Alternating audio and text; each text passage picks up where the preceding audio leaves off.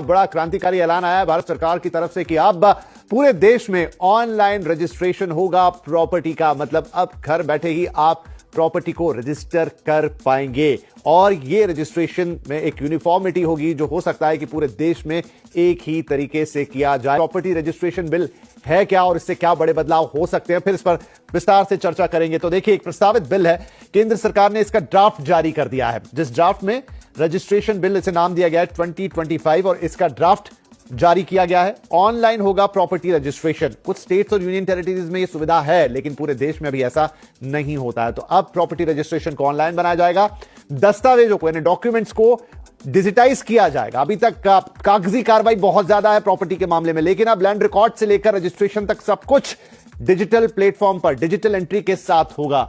Registration act 1908 में 117 साल बाद इस एक्ट में बदलाव होने जा रहा है। अब तक 117 साल पुराने एक्ट के आधार पर ही हमारा रजिस्ट्रेशन सिस्टम काम कर रहा था, उस लिहाज से एक बड़ा बदलाव होगा।